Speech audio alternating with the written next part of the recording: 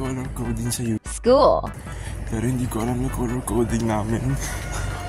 Kaya, white polo na lang ako. Okay, update. Di ko na-record yun yung first subject namin. Pero mabait naman. Halata na. Parang mabait na. Kapag mabait ka sa kanya, mabait din siya sa'yo. Yung first minute, reset. Nga, kagaya na sinabi ko kanina. Yung second, kaya nga, ulit tayo. Yung first subject, magaling na siya. Magaling siya magturo. Pero, isa siyang possibility siya na talagang binibigyan ng chance sa yung mga estudyante na sumagot ba. Hindi siya sasagot halos kapag wala nakasagot sa estudyante. Yun ang kinakatakutan ko alas. Pero maganda naman din kasi at least nagkakaroon ba ako ng fast reaction at fast answer kapag on the spot kung tinawag.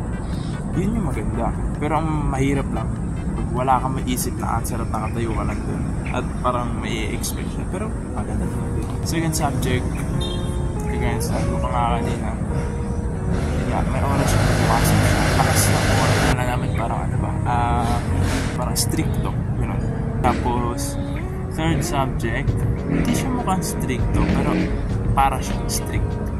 Kasi nung nag-third subject na doon kami parang binigyan ng ano, ng seating arrangement. Dahil ako B, Jared Base, andun ako sa dulo sa unahan. So nasa bintana ako. Sabi natin andito yung mga A, gitna, ito yung hallway, tapos andito yung B. Andito ako, tapos ito yung bintana. At wala pa akong kausap kasi wala akong kilala doon. Wala akong kilala. As in, wala akong kilala. Kalahati sa kanila talagang saan talaga sila eh. Ayoko sabihin kasi makakita nila tayo. Pero yung ang paborito ko subject teacher yung introducing to hospitality management, which is second subject. Galing, kuwela, prangka siya ba? Prangka. Yun ang maganda. Hindi lang sa kuwela siya, marunong siya mag-jokes. Prangka din. Bibigyan ko niya ng harsh. Yan sa harsh truth. Bibigyan ko niya ng truth lang. Parang gagawa siya para ibigay sa'yo yung totoo ng hindi nasasaktan yung feelings mo. Pero nga pala, yung last subject namin ay wala. Kaya maaga yung alis namin or yung uwi. Anong oras na? 12:30 na. Dapat kasi ganina pa kami mga halos 12 to 1:30 ang last subject namin, which is modern mathematics in the modern world ba?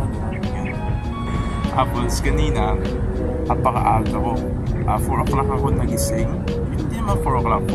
4 o'clock nag-alarm, then 4:30 ako tumayo. Wala akong kain nung pumunta ako dito. 4:30 ako tumayo, naligo ako mga 5:30. Then umalis ako mga 5:40, 5:50. Then halos nakarating ako sa 6 o'clock, 6:10 mga gano'n. Tapos ayun nga, nag-cellphone pa ako dun. Pumasok ako sa loob. Dun hinahanap ko yung room ko kasi yung mga room dun, mga M gano'n, M41, M219 yung mga buildings. Pumunta ako sa teacher, sabi nila sa annex. Sabi ko saan yung annex? Dun sa Carriedo. Nalagpasan ko pa. Tapos, nung andito na ako sa room, yun nga, may nagkaroon ng lessons. Nung mga nasa-sitting arrangement namin, ngayon ko lang nalaman. May GC na pala sila. At hindi ako kasama. Hindi man nila kasi. Actually, boss, parang masalaman yung mga kasi hindi ko pa rin ng mga klase ko. Hindi naman talaga ako dapat mag-HM. Dati gusto ko mag-HM. Kaya nga ako nag-HE eh. Oo, dati gusto ko. Pero nung nag-gym na ako, nag-ano ako katawan, tinitignan ko na maayos yung physical health ko mismo. Health generally, mas naggustuhan ko para magturo ng physical education. Kasi at least medyo may parang idea ako doon. Okay lang naman kahit medyo behind ako sa parang lessons. Kasi naging HE ako tapos nag-PE ako physical education. Okay lang kahit behind ako sa lessons. Kasi at least madali naman ako sa pag-catch up. Kasi Kasi paborito ko yun eh. Malay mo. Gusto ko. Malay mo ba? Time will tell. Wala mahalas talaga itong point, pero kung nag-gusto ko. Thank you. Nag-i-start pa lang ako. Malay mo, hindi ako makapag-upload. Nag-i-start pa lang naman ako. At tinatry ko, at least para magkaroon pa ng goal. Tinatry ko magkaroon ng goal. Hindi ba sa goal? Parang tinatry ko maging consistent. At tinatry ko, ito, yung video. Tatry ko maging consistent dito sa pag-video, pag-upload at pag-editing.